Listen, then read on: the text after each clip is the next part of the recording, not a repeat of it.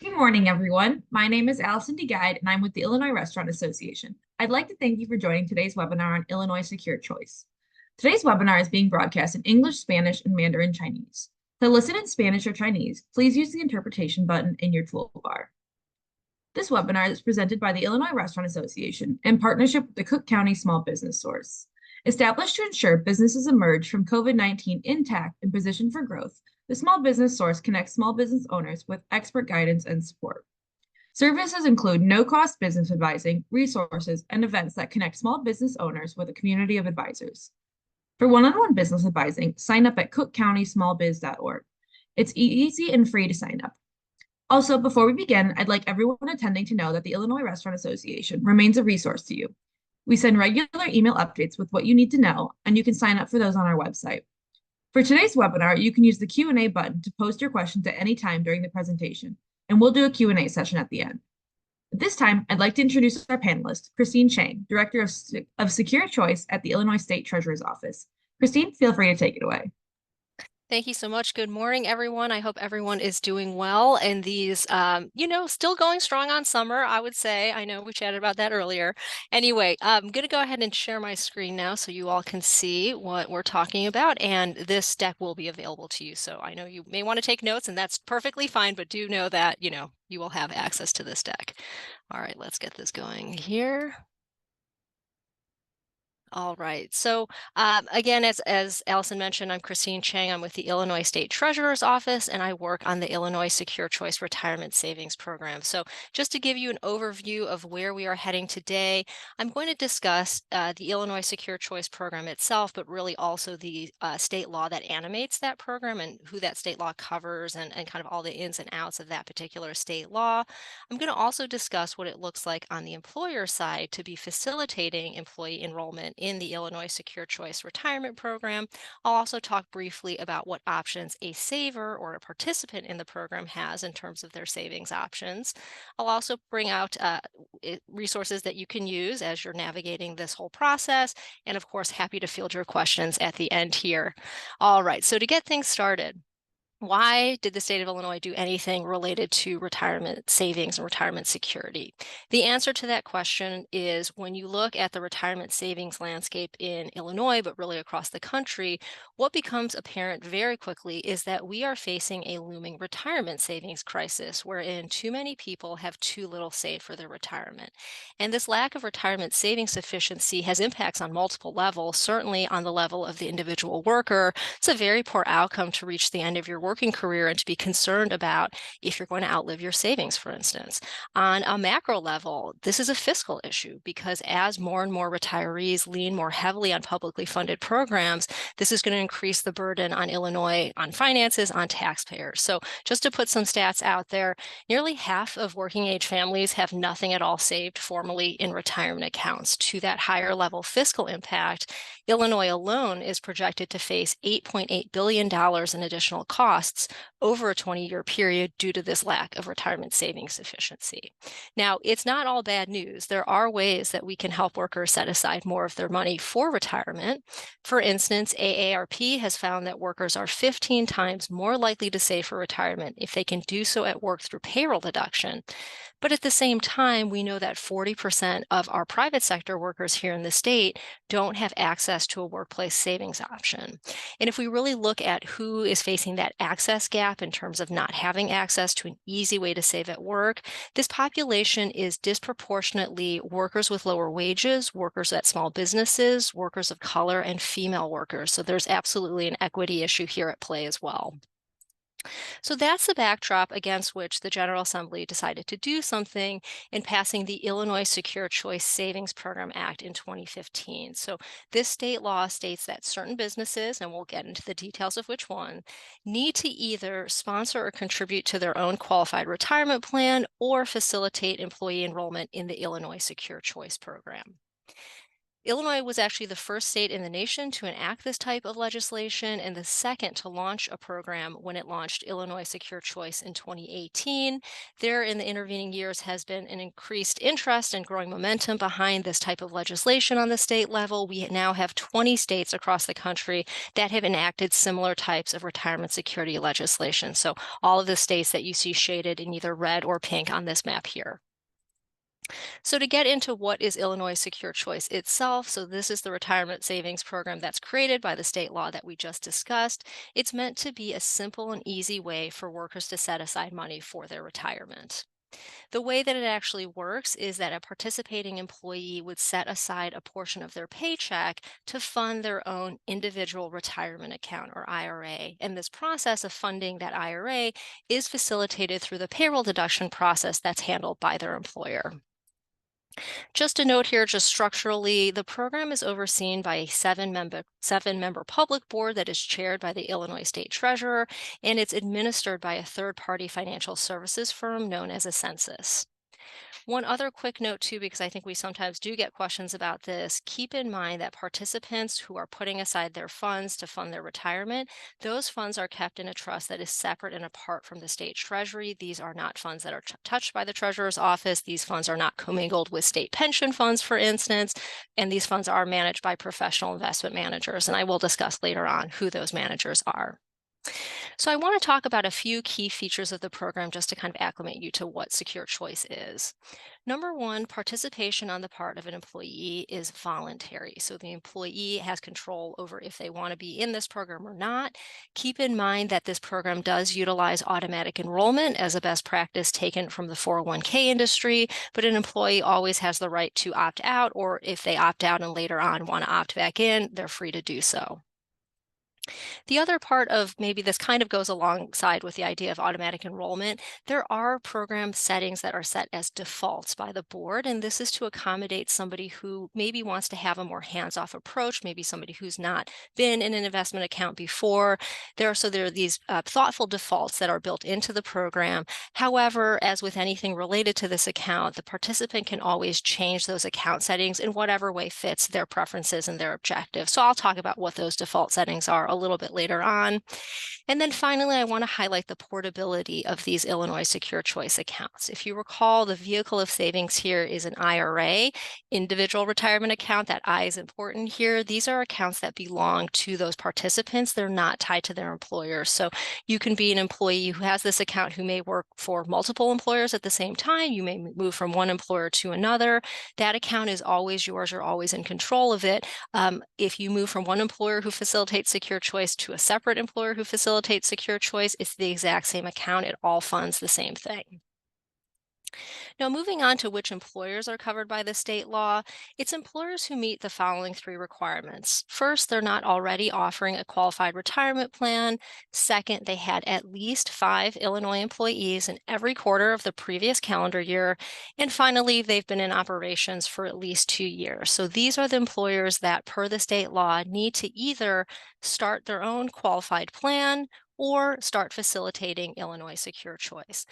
We say this often in terms, we say the same thing to consumers if we think about this. When you're facing a decision like this, you really want to the extent that you can, look at the options that you have, evaluate what you would like, what your business objectives are, what your capacity is, and really decide what is the best fit for you at that moment in time. So there are employers who are covered by this state law for whom a qualified plan from the private market is a great fit. Think of a 401k or a simple IRA, something like that. There are some employers who are covered by the state law for whom Illinois Secure Choice is a good fit at this time.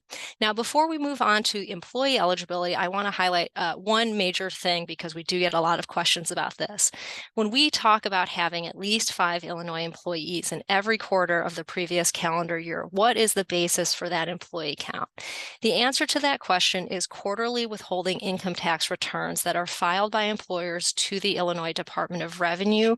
Very specifically, this is Form IL 941. So what Illinois Department of Revenue is looking at those quarterly returns, they're looking at Schedule P and the number of individuals who are listed there as having Illinois withholdings.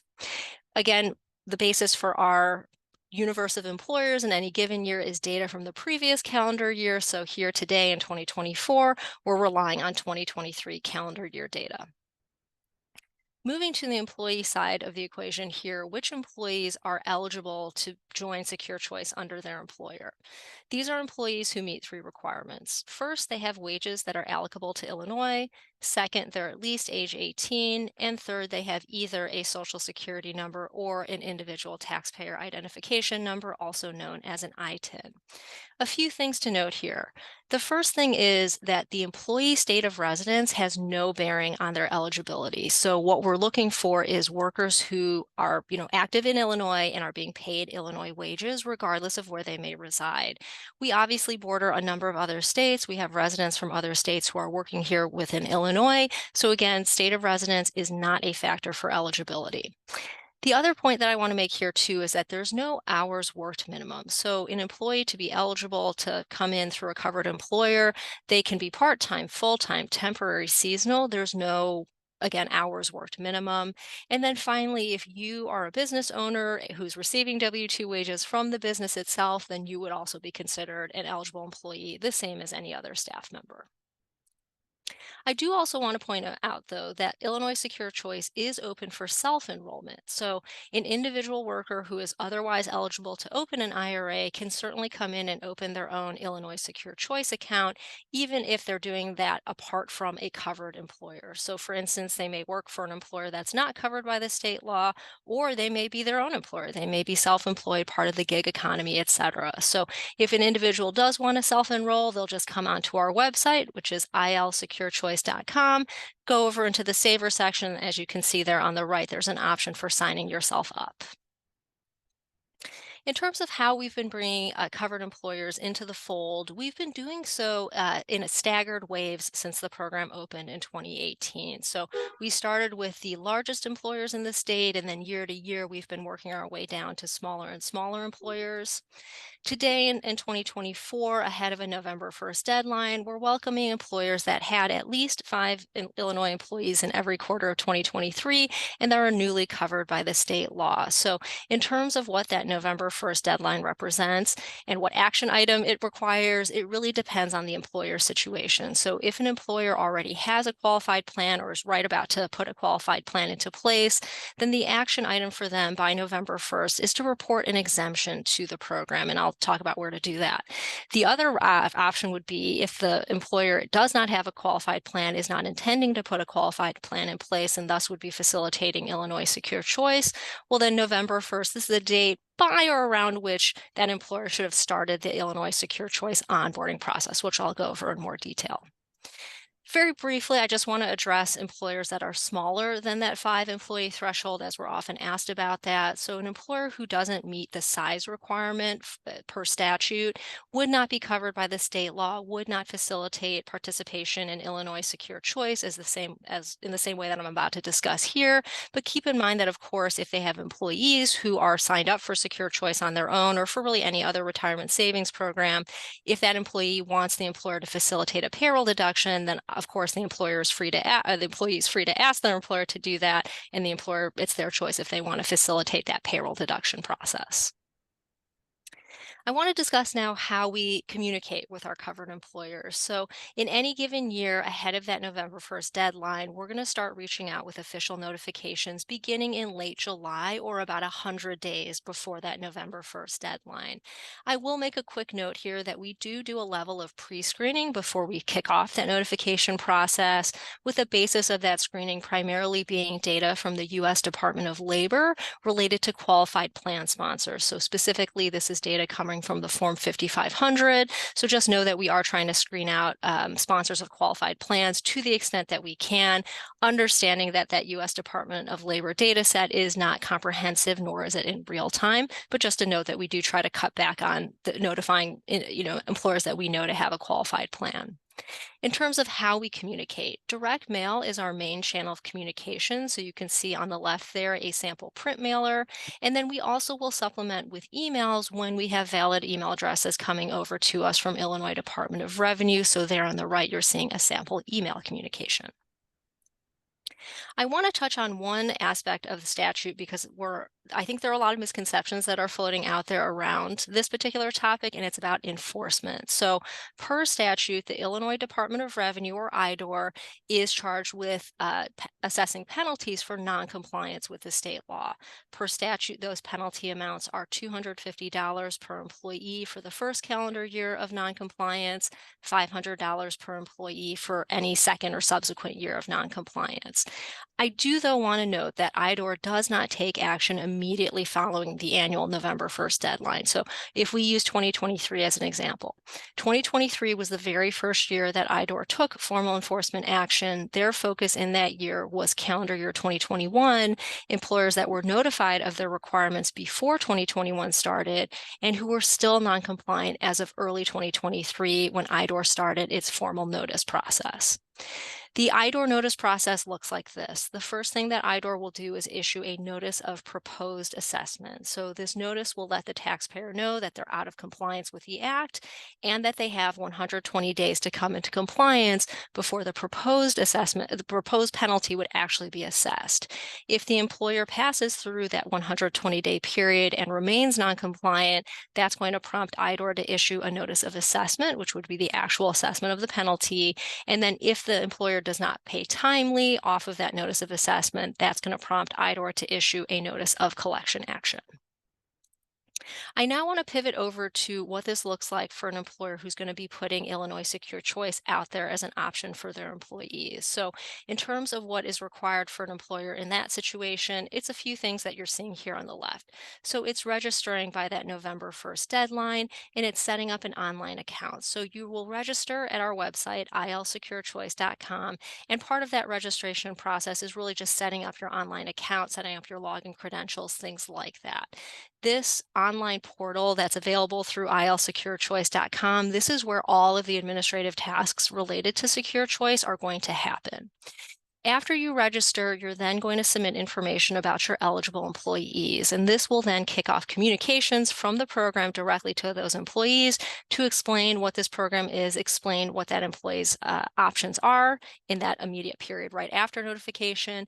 And then after employees have had a chance to opt out if they want to do so or customize their account, then you're, as an employer, you're going to start the payroll deduction process for your employees who are enrolled in Illinois Secure Choice, and that's something you continue to do as long as you have participating employees.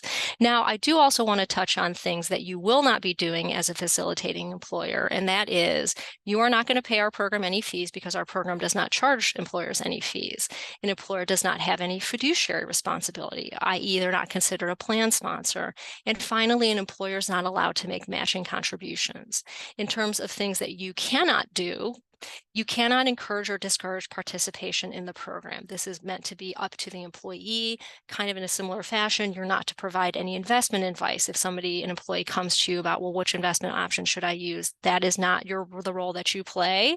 And you don't handle any account changes that the employee wants to make. So if they want to change their contribution rate or they want to use a different investment fund than what they have currently, keep in mind that all of those interactions need to happen between the employee themselves and the program. So your role is really facilitation, administrative. Those are the kinds of things that you handle. Everything else that is directly about an employee's account, the employee will handle themselves, either by managing their account online or contacting our client services team.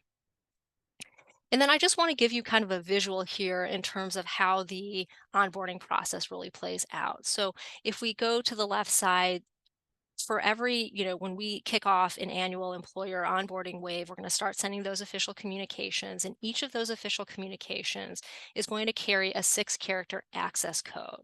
This access code is important if you're going to be registering for Secure Choice or reporting an exemption for already having a qualified plan. So once you have that access code, you would come online to our website, ilsecurechoice.com, and you're going to use your FEIN and that access code to either, again, report an exemption for already having a qualified plan or to actually register to kick off this process of onboarding for Secure Choice.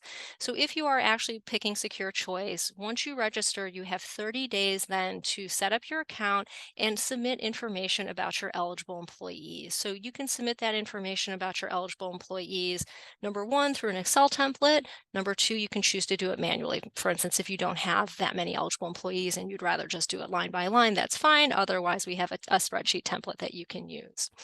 As I mentioned before, once you upload information about your employees, this is going to prompt our program to reach out directly to those employees using the contact information that you provided for them. This is also going to initiate the start of a 30-day employee decision period during which those employees have three options. Number one, if they would like to be enrolled in Secure Choice at the default account settings, they don't need to do anything because the program utilizes automatic enrollment. Number two, if the employee wants to be in Illinois Secure Choice but wants to customize those settings away from the defaults, well, they can do that inside of this period as well, and really any point thereafter. And number three, if they don't want to be enrolled in the program, it's not the right fit for them at this time, whatever the case may be, then they can opt out, which they can do online, they can do over the phone. Optionally, they could do a paper form, but we discourage that just for processing time. Now, once this employee decision period ends, this 30-day period, the program is going to alert you as the administrator on the account that you should check your roster again to look for who's participating and at what contribution rates, because this is really the time at which you're going to want to set up that payroll deduction process so that you can honor the contribution amounts that your employees who are participating in the program want to set aside for their retirement.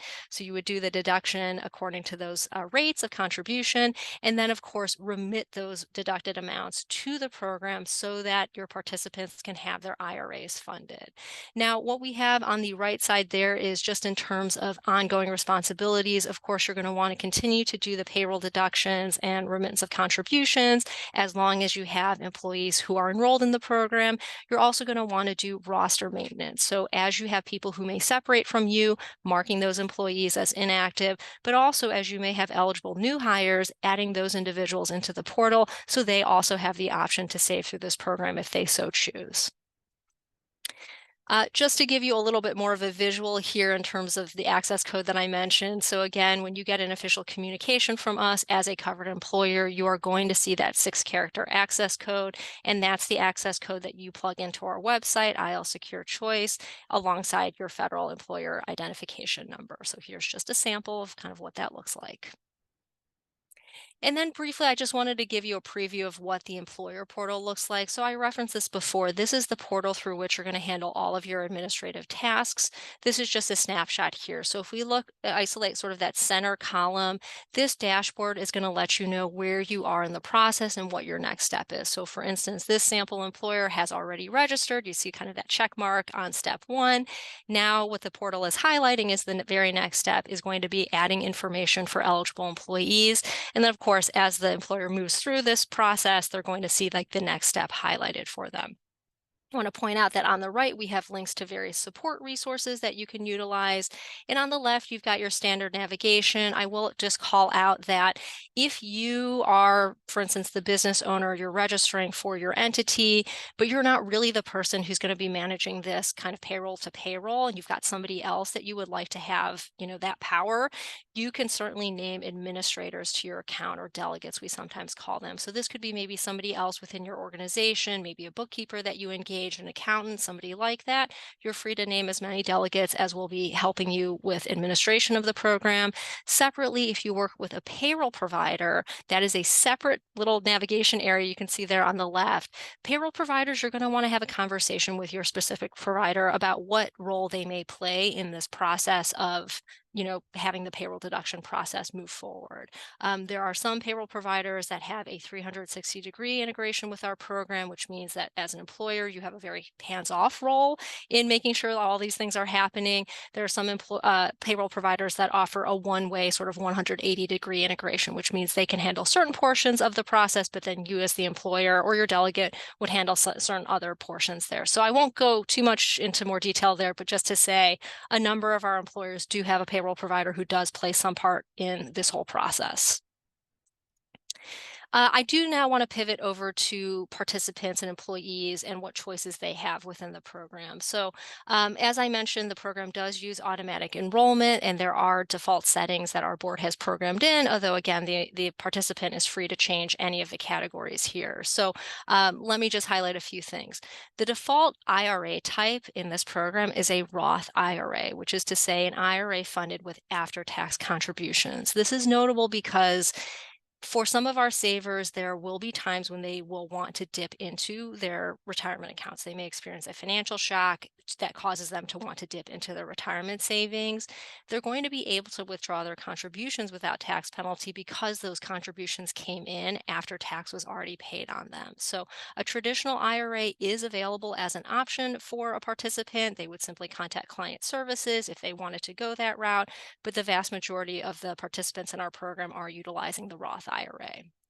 The second category of account setting would be contribution rate. So the default setting is that 5% of an employee's gross pay is being moved over to their retirement savings account. Now, keep in mind, a participant can change that contribution rate anywhere between 1 to 100% of their contributions, being cognizant that there are annual IRS contribution limits. So for 2024, those limits are $7,000 a year if you're under age 50, $8,000 per year if you're age 50 or older. Related to our contribution rate, we do have automatic escalation built into our program, which is to say that the contribution rate will increase by 1% every January, but kind of as with anything else, a saver or participant is able to turn off that auto escalation if they would rather control the rate that they have.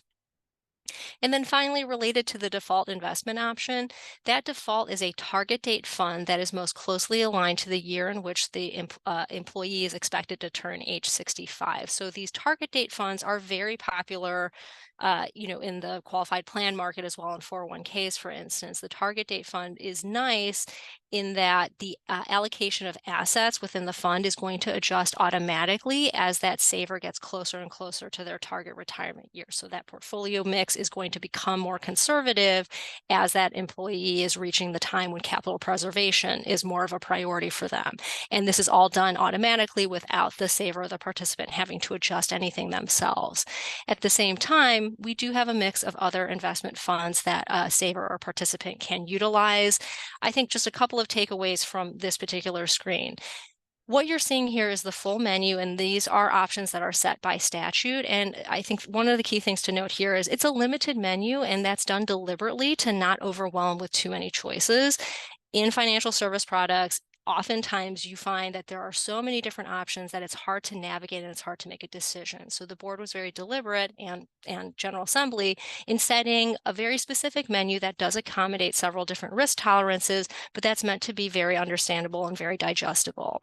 The other thing I would say to take away from this slide is you can see here the professional investment fund managers that are utilized in this program. So there are 3 managers utilized. These are BlackRock, Charles Schwab, and State Street Global Advisors. These are the professional investment managers that I referenced before that are managing participant funds. Again, this is not managed by the state treasury. And then in terms of resources, if you have additional questions, I would definitely point to our website as a key place where you can turn to right away to find information on both the employer and employee side. So on the employer side, you're going to see a lot more information about all of the steps of the onboarding process that I went over. There are FAQ there. We have links to just other pieces of data that might be helpful to you as you're navigating this process.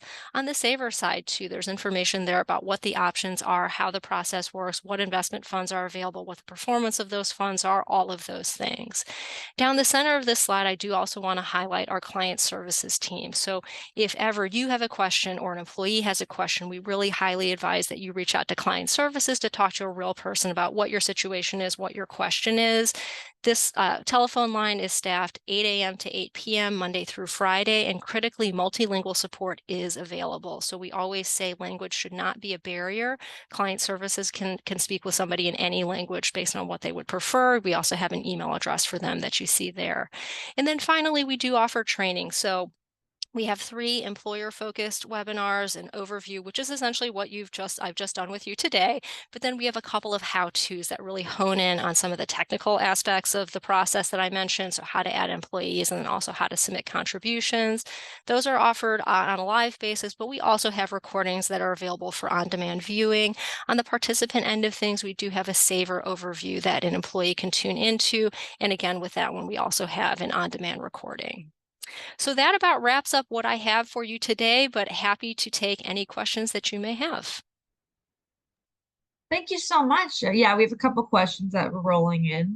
The first one was, what counts as an employee-sponsored retirement plan? Excuse me, an employer-sponsored retirement.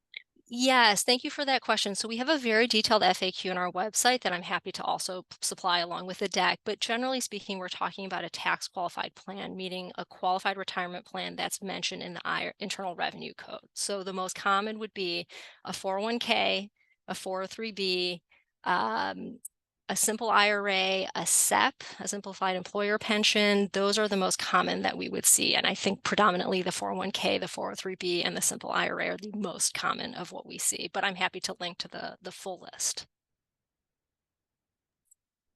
Perfect. And then we had another question that said, are there any exemptions from employer registration for certain industries? So there's not a categorical exemption in terms of, the only category of employer that is exempt from the state law right off the bat is any type of governmental entity, any local unit or larger unit of government. There's nothing that would make you categorically exempt if you were non-governmental to begin with. But again, I would say if you have any questions directly about your business, you can feel free to reach out to me and we can dig into the details offline. Great, thank you. I think your presentation summed up everything pretty well because those were our only questions. So I think it looks like we can, like you said, we summed everything up well. So thanks for that. I'd like to thank everyone who attended and thank Christine Chang, Director of Illinois Secure Choice. I'd also like to thank the Cook County Small Business Source for their continued support. And then after this webinar, attendees will receive an email with links to the webinar recording and presentation. So thank you all for attending. Thank you again, Christine, and everyone have a great day. Thank you so much.